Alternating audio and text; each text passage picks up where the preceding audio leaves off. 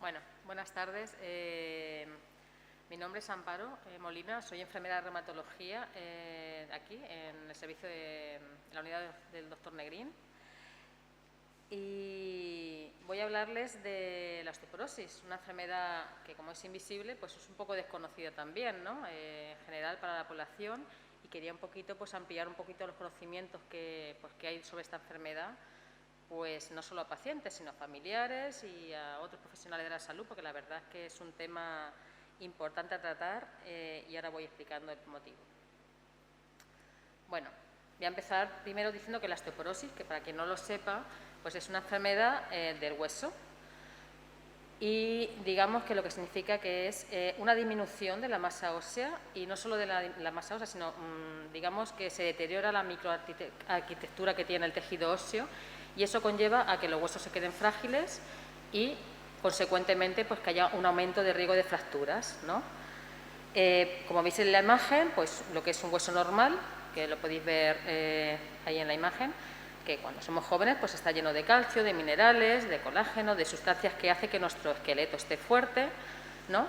Y la osteoporosis, pues ya todo ese material se ha ido, digamos, descalcificando, se ha ido perdiendo y los huesos se van quedando frágiles, como podéis ver ahí en la imagen.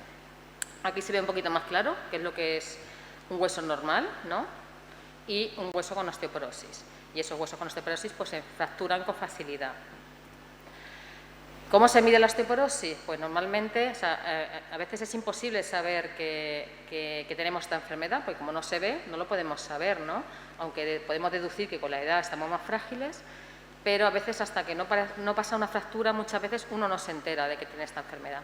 Y bueno, una manera de medirla es con una densitometría ósea, que se llama, que es una prueba que se hace de manera muy sencilla, es como si fuese una radiografía un poquito más extensa, y se mide más o menos cómo está la masa ósea que tiene el hueso, principalmente en la zona de la columna y en la zona de la cadera, en el fémur, que digamos que son las dos localizaciones pues más importantes donde nos interesa saber cómo están esos huesos, ¿no? Y decir que esta técnica es muy sencilla, es indolora, con muy poca radiación, o sea, no se radia, se radia mucho más con una radiografía simple que con una densitometría. Y esto nos da la oportunidad de saber cómo está nuestro hueso por dentro, si tenemos no solo la cantidad de hueso que tenemos o que hemos perdido, sino también la calidad del hueso que tenemos. O sea, ambas cosas nos miden, ¿no? Y incluso últimamente ya tiene, digamos, otras indicaciones. También nos permite medir, por ejemplo, si tenemos fracturas vertebrales. Nos hace como una radiografía de la columna y también nos permite medir si tenemos fracturas también. Con lo cual, en una sola técnica nos da muchísima información. Bueno, y aquí un poquito os pongo para que sepáis qué es un hueso normal y qué es un hueso con osteoporosis, ¿no? Y esto lo ha definido la Organización Mundial de la Salud. Digamos que los huesos se forman cuando somos jóvenes, se alcanza un pico de masa ósea, que es con la que vamos a partir. A partir de ahí vamos a partir de eso y es lo que nos va a decir cómo está nuestro hueso de fuerte, ¿no? Digamos que todo lo que se aleja de ese pico de masa ósea, comparado con más o menos una población de 30 años, que digamos es donde se produce el pico de masa ósea, todo lo que se aleja se va perdiendo de esa cantidad, es lo que nos va dando pues, lo que es un hueso normal, lo que es una osteopenia, que es pérdida de hueso, pero no hemos llegado a la osteoporosis. Digamos, cuando perdemos de -1 a -2,5, que serían los valores, sería baja masa ósea sin haber llegado a la osteoporosis. Y la osteoporosis, que es a partir de -2,5 de pérdida de hueso. Y cuando tenemos -2,5 y además hemos tenido una fractura, cualquiera que sea, eso ya es indicativo de gravedad, osteoporosis grave o establecida, que como hemos dicho, la osteoporosis realmente no es una enfermedad grave. Digamos, la gravedad son las consecuencias que tiene. Huesos frágiles, fracturas con facilidad, pero realmente la osteoporosis no duele y por sí sola no es grave, ¿no? Pero las consecuencias que tiene sí que son graves, ¿no? Aquí os pongo un poquito este esquema para que veáis un poquito cómo se hace la masa ósea, ¿no? Aquí se ve claramente, hay dos líneas, varones, mujeres. La mujer siempre es mucho más tendente a tener osteoporosis que el varón, ¿no? Y a edades más tempranas, pero como si os fijáis, más o menos en torno a los 30 es cuando alcanzamos el pico de masa ósea. ¿Esto cómo es? Pues principalmente con la herencia. Digamos que el 40% del hueso que tenemos tiene que ver con la herencia que tenemos de nuestros padres. La alimentación que hayamos llevado, alimentos ricos en calcio, vitamina D y demás, el ejercicio que hayamos hecho, los hábitos tóxicos que hayamos tenido.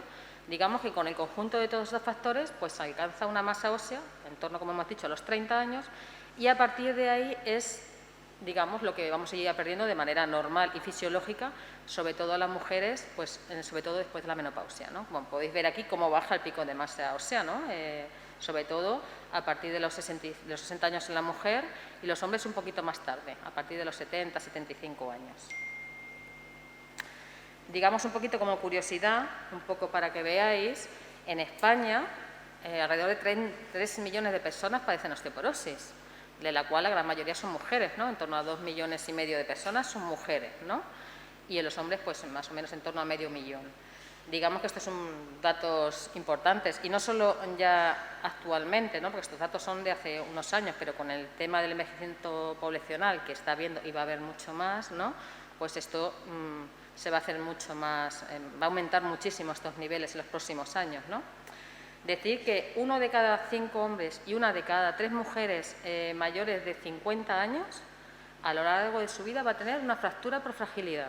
O sea, son datos, es decir, vamos, de cada 3 mujeres, 1 va a tener una fractura. O sea, son datos, digamos, que es para un poco pensar en todo esto, ¿no? Y también comentar que el hecho de tener una fractura por sí solo, o sea, el hecho de que haya una fractura por fragilidad, es ya, digamos, como una alarma que se nos tiene que encender para decir aquí hay un problema y hay que intentar ponerle solución, porque el hecho de tener una fractura aumenta muchísimo, muchísimo el riesgo que tenemos de volver a tener nuevas fracturas en un futuro con otras simples caídas, ¿vale? Entonces, esto es como decir, tengo una fractura, posiblemente voy a tener más fracturas. De hecho, es así, muchas veces se producen en cadena, ¿no? Entonces, un poquito os voy a explicar qué medidas tenemos que tener en cuenta pues, para que esto no pase, que por eso estamos aquí. Para eso voy a explicar primero qué es una caída por fragilidad, ¿no? No nos vale cualquier caída, o sea, no todo el mundo que se cae afortunadamente se rompe ningún hueso y tiene que ser un determinado tipo de caídas, que son normalmente caídas que se producen desde nuestra propia altura, estando de pie o estando sentado. Es lógico pensar que si me caigo de una altura, me he caído de unas escaleras, un escalón, es normal que me fracture un hueso, ¿no? Pero la gran mayoría de fracturas que se producen por fragilidad son de bajo impacto, o sea, muchas veces estando de pie o sentado, incluso a veces sin tener una caída, cuando el hueso está tan frágil, ¿vale? Y decir que es importante actuar sobre esto, sobre las caídas, sobre la fragilidad sobre todo, y así vamos a poder evitar pues, muchísimas discapacidades e intentar un poco mantener la autonomía de los pacientes, ¿no? De las personas. Decir que esto es un problema muy común, cada vez más común, muy persistente y cada vez mucho más creciente, como hemos explicado antes, debido al envejecimiento poblacional. Antes la gente pues no tenía esta calidad de vida que teníamos. Ahora la gente con 80 años, hay gente que lleva una vida prácticamente normal, tomando muchas medicinas, eso sí, pero es verdad que tenemos una esperanza de vida mucho más alta, pero la fragilidad existe y conforme pasan los años estamos más frágiles, ¿no? Entonces, importante tener en cuenta porque todo esto hace que haya muchísimas complicaciones derivadas de esto y es ahí donde tenemos que un poquito incidir, ¿no? Porque es claro que después de una fractura siempre hay muchas consecuencias, sobre todo a nivel físico, porque una fractura trae muchísimas lesiones, muchísima incapacidad, incluso mucha mortalidad, sobre todo las fracturas de cadera. A nivel psicológico, los pacientes después de una caída siempre se quedan con muchos miedos, mucha inseguridad, aislamiento social, la gente deja de moverse, deja de salir, con lo cual un poco complica más todavía esto. Y también pues a nivel económico y social, porque de verdad que después de una fractura, por ejemplo, de cadera, el gasto sanitario también aumenta muchísimo, ¿no? Son las intervenciones quirúrgicas, la hospitalización, las incapacidades, invalideces que quedan después, ¿no? Y esto no solo afecta al paciente que se cae y se rompe, sino a toda la familia, realmente, a toda la sociedad, ¿no? Bueno, desde luego hay una serie de factores de riesgo que son predictores y nos van a avisar un poquito qué personas que tengan estos factores de riesgo pues van a ser, digamos, más tendentes a tener esto, a estas caídas, a esta fragilidad y estas fracturas, ¿no? Entonces, incidiendo sobre estos factores de riesgo, pues posiblemente podamos detectar a pacientes que tienen alto riesgo de caerse o pacientes que tienen riesgo de tener osteoporosis y así intervenir en estos pacientes, ¿no? Pues con medidas que normalmente son muy sencillas, pero no las hacemos. Bueno, decir que hay una serie de factores que no son modificables, ahí podemos intervenir poco, ¿no? Porque esto tiene que ver con la edad, mayor riesgo de tener fracturas y esto no podemos modificarlo, ¿no? Porque no se puede intervenir en la edad, esto es así. El sexo femenino, sobre todo ligado a cambios hormonales después de haber padecido la menopausia, en la mujer, la genética también tiene que ver con esto, como hemos dicho, parte importante de la masa ósea tiene que ver con nuestra genética también, ¿vale? La raza, sobre todo la raza caucásica, la blanca, y los asiáticos tienen mucha mayor fragilidad del hueso que si lo comparas, por ejemplo, con otras razas, como la raza negra, por ejemplo. Otras enfermedades que uno tenga, o sea, las enfermedades tipo diabetes, sobre todo la tipo 1, los pacientes que tienen problemas de hiperparatidismo, son problemas que tenemos comúnmente, pero no sabemos que esto hace que se pueda perder masa ósea, ¿no? Pero es así. Como decía, diabetes, hiperparatidismo, todo lo que tenga que ver con problemas de malabsorción intestinal a nivel digestivo, que ya no absorbe uno las mismas cantidades de minerales y de vitaminas y todo esto, procesos inflamatorios tipo artritis reumatoide, tipo espondilitis, artritis psoriásica, enfermedades renal y hepática, insuficiencia renal y hepática que tenemos también pues, muchas veces con la edad. Problemas hormonales, como hemos dicho, menopausia o hipogonadismo o problemas de este tipo, también todo lo que tiene que ver a nivel hormonal, también interfiere en la masa ósea. Y luego hay una serie de factores de riesgo que sí son modificables y aquí sí que es donde podemos intervenir y actuar realmente o saberlos para intentar evitarlos, ¿no? y hacer pues, que nuestro hueso no se deteriore cada vez más. El primero es las fracturas previas. El hecho de tener una fractura previa, como os dije antes, ya es un factor indicativo de que podemos tener más fracturas, ¿no? Entonces, sobre todo los 2 primeros años, o sea, después de una persona caerse y romperse un hueso, los 2 primeros años y principalmente el primer año, digamos que es cuando mayor riesgo uno tiene de volverse a caer y de volverse a fracturar. Principalmente, como hemos dicho, uno deja de moverse, deja de salir, pierde fuerza, pierde equilibrio y eso hace que los pacientes pues, tengan mayor tendencia a caerse, ¿no? Los hábitos tóxicos, alcohol, tabaco y exceso de café. Aquí en Canarias el cafelito se consume mucho, ¿no?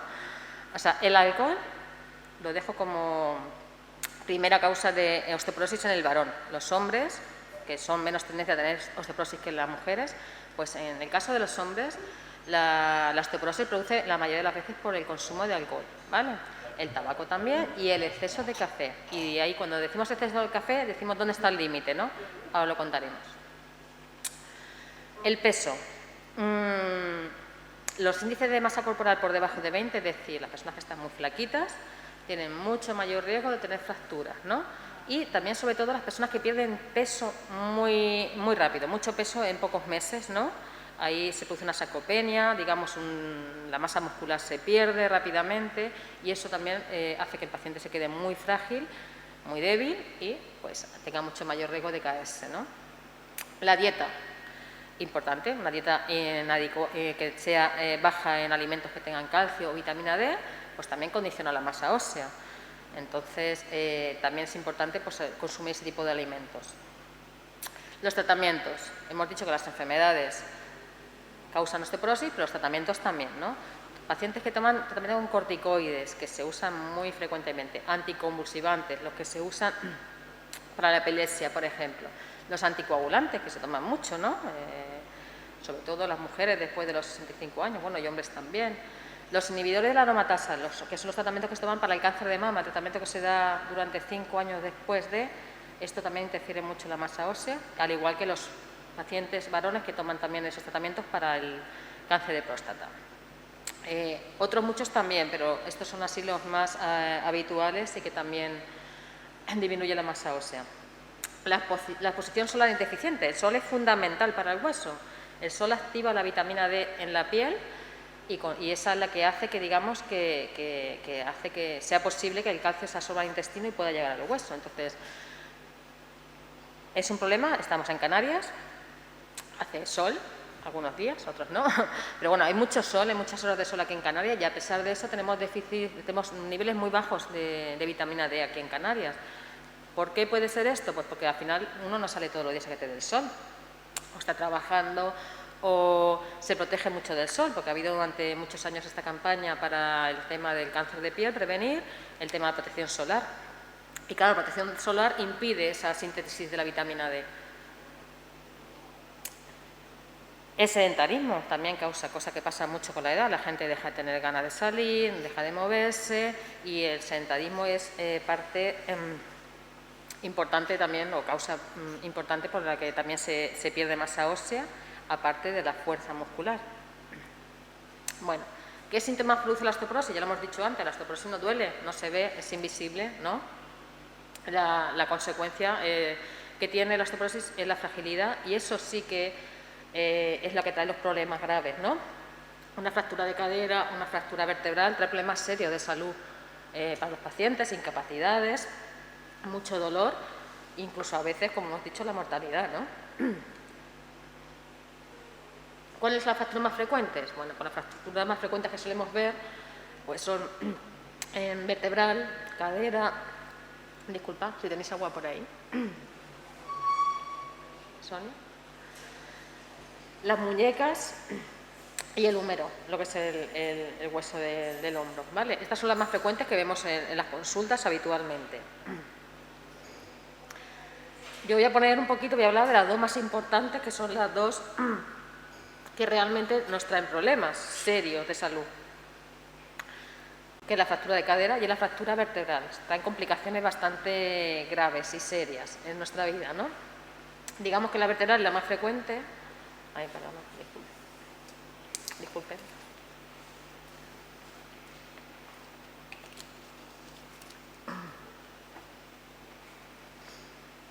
Bueno, decir que esta fractura a veces se producen de manera espontánea, uno no se entera. Muchísima gente viene a la consulta con fracturas vertebrales y no lo sabe. A lo mejor vienen a hacer la densitometría, vienen porque tienen una fractura de radio, aunque parece que no es muy importante, y se ve que tiene fracturas vertebrales, ¿no?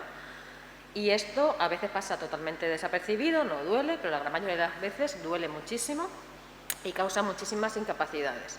Y cuando hay una fractura vertebral, digamos, es muy frecuente que se sigan produciendo fracturas vertebrales varias, o sea, no solo una, empezamos con una y seguimos, y eso produce mucha discapacidad, cambia totalmente la morfología de nuestro cuerpo, uno va adoptando una posición, esta posición que habéis visto por ahí, gente así muy mayor, muy delgadita, encorvada, ¿no? Porque puede tener mucha cifosis en dorsal, y incluso va afectando a nivel respiratorio, porque uno llega a un momento que no puede respirar, ni siquiera hacer una vida normal, porque es el típico de gente que no puede ni siquiera levantar la cabeza, ¿no? Y eso limita muchísimo la vida de uno, ¿no?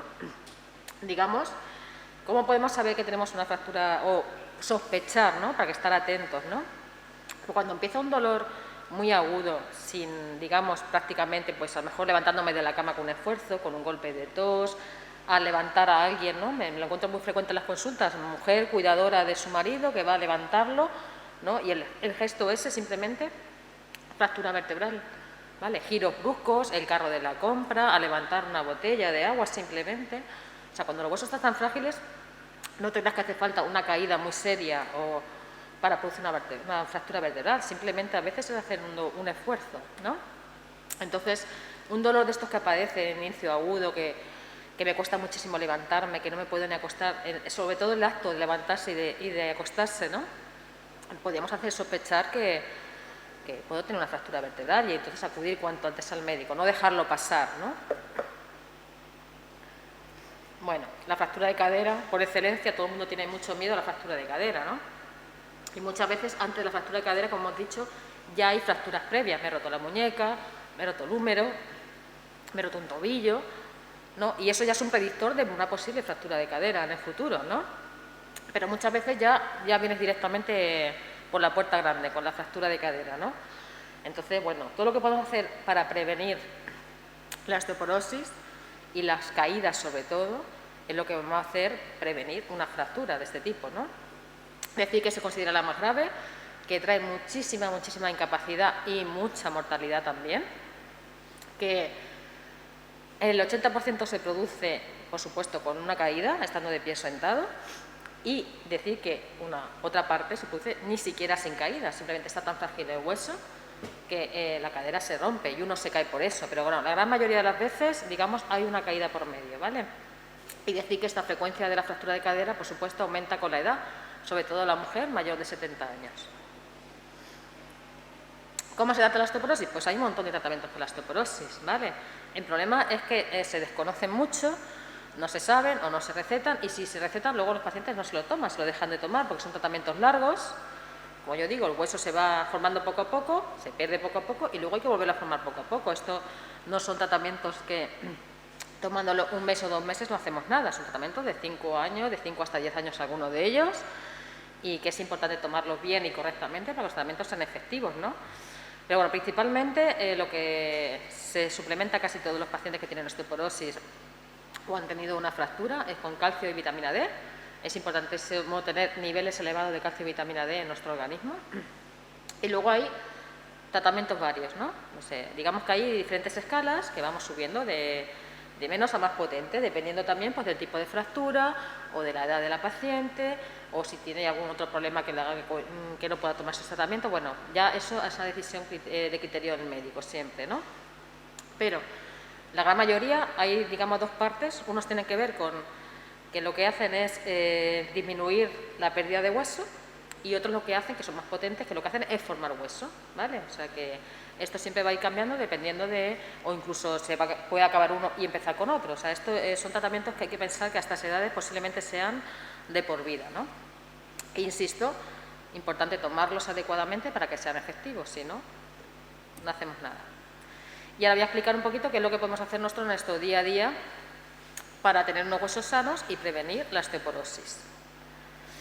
Pues principalmente la dieta, esto está al alcance de nuestra mano, pero es verdad que a veces desconocemos, ¿no? O te encuentras en la consulta que te dicen, es que yo me he enterado, que es que he oído que la leche no es buena, que a estas edades no podemos tomar, o te vienen con muchas historias que oyen pues en el Facebook, o mi hija me ha dicho, o no sé quién. Bueno, lo que sí se sabe es que hay que tomar una dieta rica en calcio, que hay que tomar entre 1000 y 1200 miligramos de calcio diarios, que esto con la dieta a veces es muy difícil porque es una cantidad importante de calcio, y con la edad perdemos la capacidad de absorber lo que comemos, como cuando éramos jóvenes. Hay que aumentar mucho la cantidad con la dieta. Es preferiblemente hacerlo con la dieta, desde luego. Cuanto mejor tomamos las cosas de manera natural, pues mucho mejor para nosotros, pero si vemos que no vamos a llegar a esa cantidad, pues siempre hay que dar un suplemento de calcio, ¿no? Hasta llegar a esos 1200 miligramos de calcio que se requieren más o menos, ¿no? Donde más hay y mejor se absorben es en los lácteos, ¿vale? Vamos a encontrar mucha más cantidad y se absorbe mejor, pero bueno, que sepáis que hay un montón de alimentos más donde se pueden también obtener el calcio. Lo que pasa es que en menor medida, ¿no? Pero bueno, sobre todo frutos secos tipo almendras, lo que son los higos secos, las avellanas, las semillas de sésamo, los vegetales de hoja verde, ¿vale? En cuanto al queso, un poco decir, por lo que me preguntan a mí los pacientes, pero es que yo tengo colesterol. Ay, Dios mío, es verdad. Siempre hay que ir haciendo un poco de equilibrio entre lo que uno tiene y demás. Pero bueno, el queso tierno lo puedes comer. Lo que es verdad que el queso, cuanto más graso es, más calcio tiene, lo más grasa también. Entonces un poco hay que hacer una intervención ahí para ver tampoco que nos vaya a perjudicar, ¿no? Dependiendo de lo que cada uno tenga, ¿no? Bueno, como dije antes, hay que evitar los hábitos tóxicos. Evitar el consumo de bebidas azucaradas, de sal, de alimentos procesados. Todo esto interfiere también en la absorción del calcio, entonces hay que intentar evitar y comer lo más sano posible, ¿no? Y tener un consumo adecuado de proteínas, que muchas veces con la edad nos olvidamos de esto, ¿no? Porque la gente muchas veces se apaña en la cena con un vaso de leche con galletas, por no hacerte la cena, ¿no? Pero hay que intentar comer un poco de todo, una dieta saludable con todo, frutas, verduras, pero que no se nos olvide también las proteínas, ¿no? Porque es lo que va a dar también la fuerza a nuestros músculos y vamos a hacer que nos mantengamos también fuertes, ¿no? Bueno, estos son ejemplos de alimentos que llevan calcio, como estaba diciendo. Yo voy a dejar ahora unas recomendaciones también para que lo llevéis a casa, que viene bien explicado también todo esto, ¿vale? En cuanto a la exposición solar, la gente dice, es que yo no quiero ir a la playa, es que a mí no me gusta ir a la playa. No hace falta ir a la playa para coger un pisco de sol, ¿vale?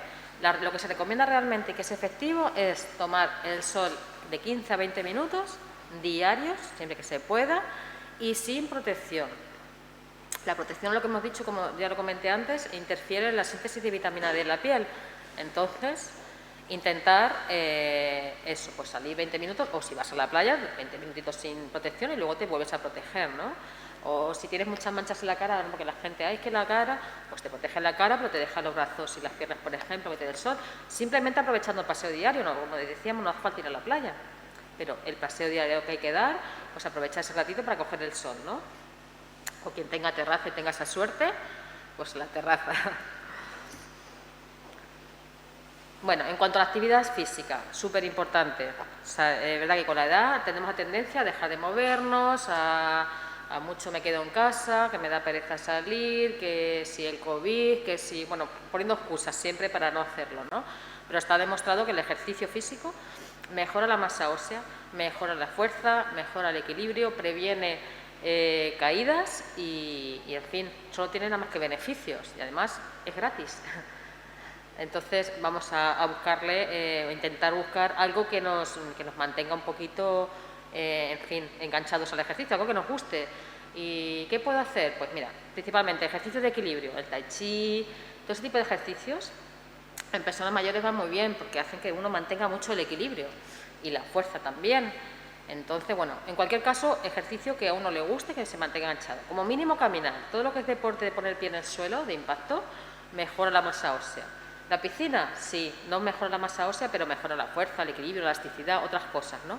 Lo ideal sería combinar varios tipos de ejercicio, claro, pero sobre todo eso, equilibrio, movilidad articular, la fuerza y intentar mantenerlo. O sea, no vale nada hacer un día solo, lo que está recomendado es hacer como 4 días en semana, de 4 a 5 días en semana ejercicio, ¿vale? Aunque sea media horita nada más, ¿no? Y ese ratito que salimos a la calle, pues aprovechar el sol. Aquí ejercicios de recomendaciones de ejercicio, que lo puedes hacer incluso a veces en casa, ¿no? Mientras que estás sentado a veces, para fortalecer y siempre previniendo que yo pueda hacerlos. A lo mejor hay algún ejercicio que yo por otro motivo no lo pueda hacer o no lo deba hacer. O sea, que siempre hay que mirar el equilibrio entre todo lo que tenemos, ¿no? Porque a estas edades, que si problemas de corazón, problemas de... Pues hay que siempre un poco mirar qué es lo que yo puedo hacer. No ahora de repente me voy a poner a hacer cosas que a lo mejor no debo y que te pueden ir mal, ¿no? Por ejemplo, los ejercicios que están abajo. Esos son ejercicios que a partir de cierta edad deben estar contraindicados. Todo lo que sea giros bruscos, torsiones bruscos de columna, coger peso, como hemos dicho antes, de columna, esto debemos hacerlo con muchísimo cuidado porque, como hemos dicho, las fracturas vertebrales se producen con mucha facilidad. Hayamos hablado antes de los hábitos de vida saludables. En cuanto a la ingesta de alcohol, a ver, no quiere decir que no consumas nada de alcohol. Si tienes un evento y tal, pues bueno, pues una dosis de alcohol la puedes tomar, pero bueno, más de 2 o 3 dosis y beberlo diariamente, pues no se debería, ¿no? El tabaco, por supuesto, intentar abandonarlo. Tiene múltiples perjuicios y muchos beneficios. Entonces, en fin, yo sé que es difícil, ¿no? Sobre todo cuando nos tocan los hábitos de vida, son súper difícil cambiar todo esto, pero bueno, hay que mirar por la salud de uno y al final hay que empezar por alguna cosa, ¿no? En cuanto al café, bueno, lo que se recomienda es no abusar y no tomar más de 2 o 3 tazas diarias de café, ¿vale? Los gestos que has hecho, te tomas más de 2 o 3 tazas de café, ¿no? Bueno, el café en exceso hace que se descalcifique el hueso, o sea, que se pierda el calcio por la orina también. Entonces, intentar sustituirlo por algún otro tipo de bebida, ¿no? Porque una vez el café también lo toma como, ¿no?, momento social con la gente, ¿no? Pues a lo mejor simplemente sustituirlo por otra cosa, ¿no? Un roibo, un té, bueno, en fin, ¿no? Hay otras alternativas, me refiero. Vale.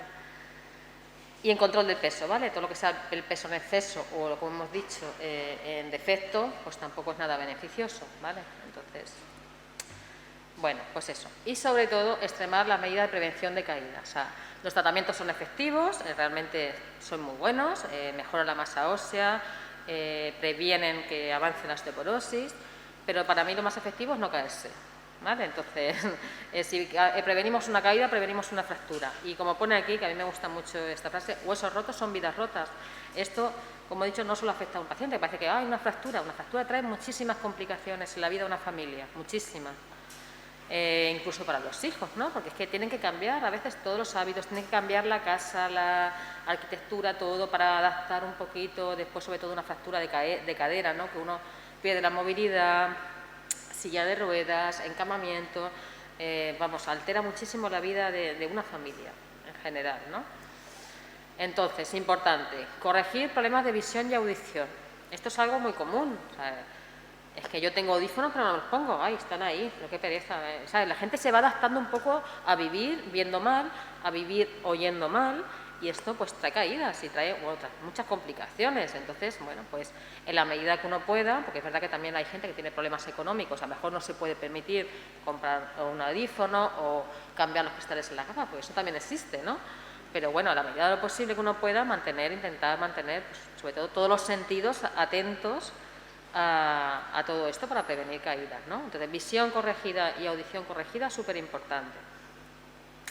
Revisar la medicación. Para mí esto es, la medicación es una de las cosas que yo más me encuentro, que es un problema muy serio que tenemos, ¿no? Y que vamos a tener. Porque, como hemos dicho, es verdad que vivimos muchos más años, pero claro, van apareciendo problemas de salud que tenemos que ir solventando, pues, que si la pastilla de la tensión, que si el diurético, que si tengo depresión, el antidepresivo, que si no puedo dormir y me tomo. Pero el caso es que a veces te encuentras recetas, yo me encuentro pacientes que tienen hasta 15 medicaciones, 15 pastillas totalmente diferentes, que para mí ya sería un lío decir, Dios mío, y esto, ¿sabes? Y a veces te encuentras que toman 3 pastillas diferentes para dormir y para estar tranquilizantes y demás, y todo esto interfiere también en las caídas, ¿no? Uno tiene menor estabilidad, se queda dormido, bueno, en fin, el tema de la medicación es un tema muy importante, entonces hay que revisar y ajustarlo de manera que tomemos lo menos posible, ¿no? Eliminar objetos que podamos tropezar en casa, ¿no? Así se cae la gente en su casa, porque ha pisado el juguete del niño, porque tenía un cable y me he tropezado, porque la alfombra, porque salió corriendo a coger el teléfono y me he tropezado, y ese tipo de cosas del día a día. No hace falta salir a la calle para caerse. La gran mayoría de la gente se cae y se rompe un hueso de su propia casa. Bueno, eso. Lo que veis ahí, el suelo pulido, que queremos tenerlo todo lo más, ¿no? Bueno, hasta el rey lo he puesto ahí porque me hizo mucha gracia, pero es verdad, hasta el rey se cayó tropezando con una alfombra, o sea que esto es algo que pasa muy frecuentemente, entonces por eso siempre es importante pues retirar todo esto. Alfombras, quitarlas, eliminarlas de la casa y dejar los espacios los más amplios, más libres posibles de objetos, ¿no? Que nos podamos tropezar, al igual que evitar usar, pues, pulir suelos que se quedan como muy resbaladizos y uno se resbala y se cae, ¿no? El calzado, pues importante usar el calzado adecuado, ¿no? Sobre todo que sea cerrado, antideslizante. Si vamos a caminar, pues procura que sea por terreno llano, que no haya sitios donde podamos torcer los tobillos, ¿no? El caminar por casa con tanto descalzo, que uno a veces tiene el pie sudado y se queda como frenado y se cae, como con medias y calcetines, totalmente prohibido, porque así es como se cae la gente en casa, ¿no? Y esto es algo que lo hacemos todos los días habitualmente. Usar dispositivos de apoyo, si precisa, claro. Si precisa es que con la edad perdemos ese equilibrio que tenemos, ¿no? Sobre todo cuando ya has tenido una caída y una fractura, ¿no? El miedo que se te queda, uno camina con mucha inseguridad, enseguida pierde fuerza, enseguida, y luego está el tema que a la gente le cuesta mucho usar un bastón, les cuesta, uso un bastón, yo no, yo con la presumida que soy, a ver, hay que un poco ir adaptándose a las circunstancias que nos van presentándose en la vida, y todo lo que a mí me ayude para yo mantenerme estable y prevenir una caída es un punto de apoyo. Y además hay muchísimos diferentes, los hay como este que tiene este señor, que trae 4 patas, con lo cual mantiene muchísimo la estabilidad y un poquito ir adaptando a lo que hay, ¿no? Pero sí que hay muchísimos diferentes y para cada cual el que más le interese. En caso de subir y bajar banquetas, esto está prohibido. A partir de determinada edad está prohibido totalmente. O sea, si yo contase las barbaridades que me cuentan en la consulta, o sea, que vamos a ver, que ni eso lo hago yo misma, pero vamos a ver.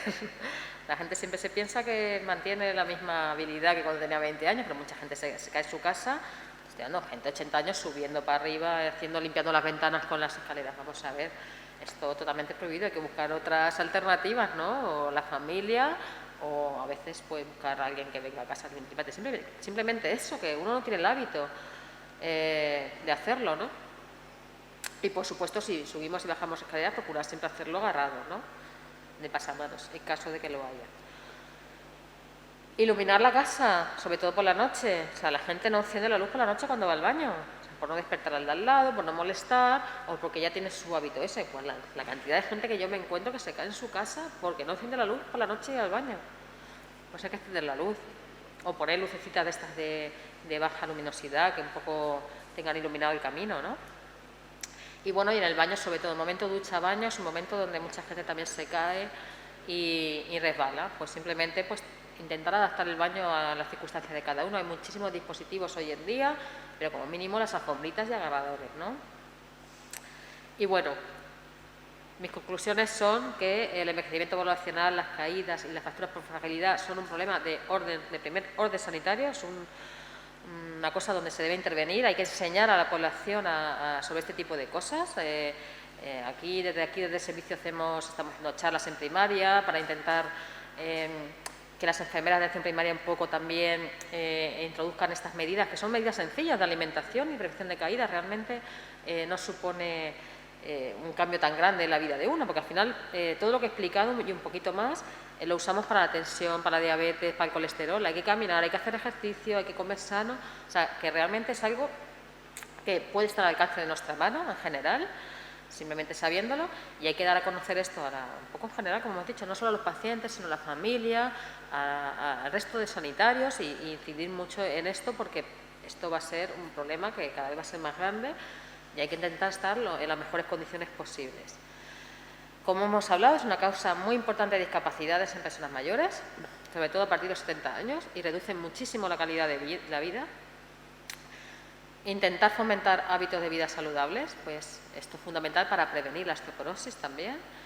Y como he dicho, es insistir en lo mismo, dar a conocer este problema, y el objetivo de todo esto es mantener a una persona con la mayor autonomía e independencia posible para que pueda tener una vida más plena.